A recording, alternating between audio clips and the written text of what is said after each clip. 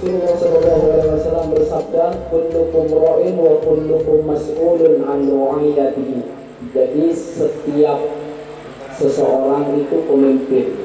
Jadi setiap seseorang, berarti yang seorang mukmin atau muslim, dia pemimpin.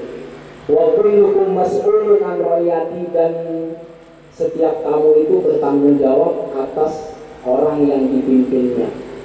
Jadi kalau dia sebagai bapak, jadi bertanggung jawab kepada rumah tangganya.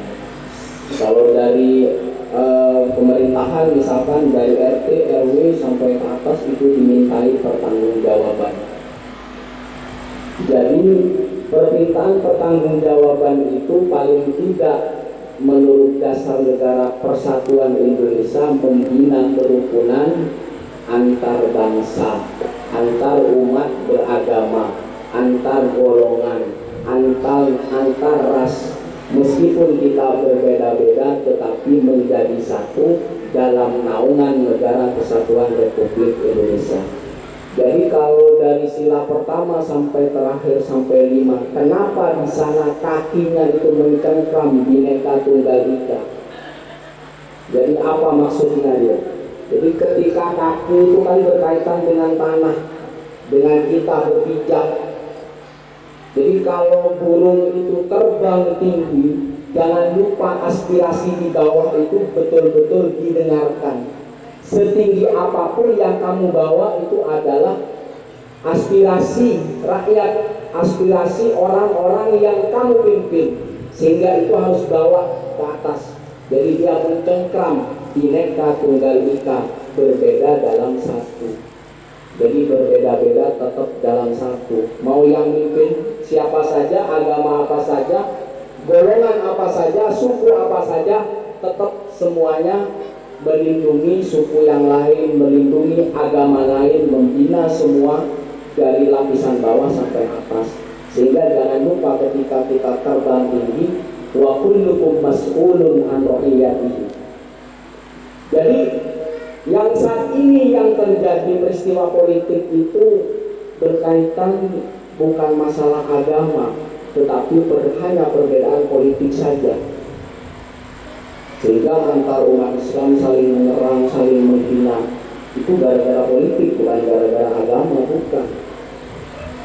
Sehingga ketika seorang presiden itu dikatakan seorang bukan hanya kepala pemerintahan, bukan hanya sebagai kepala negara, tetapi harus seorang negarawan. Jadi ketika selesai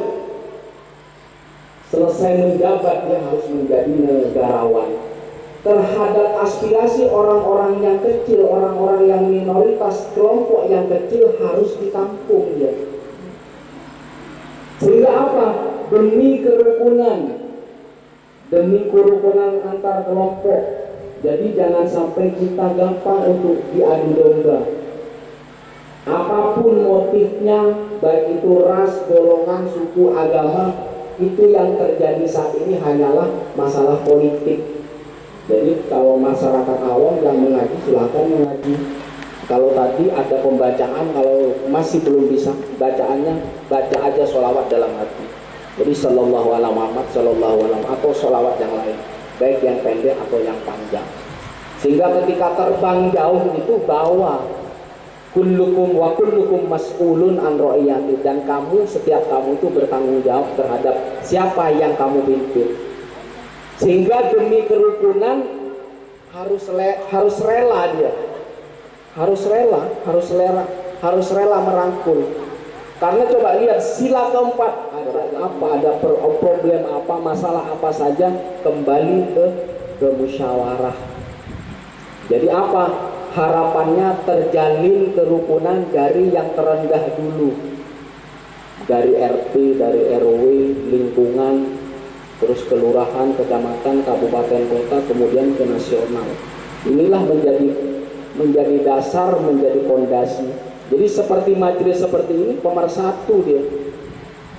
Jadi pemersatu. Apapun perbedaannya, yang paling diutamakan adalah kerukunan.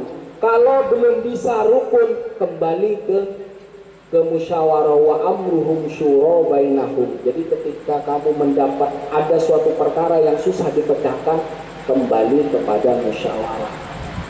Jadi itulah yang dianjurkan Rasul.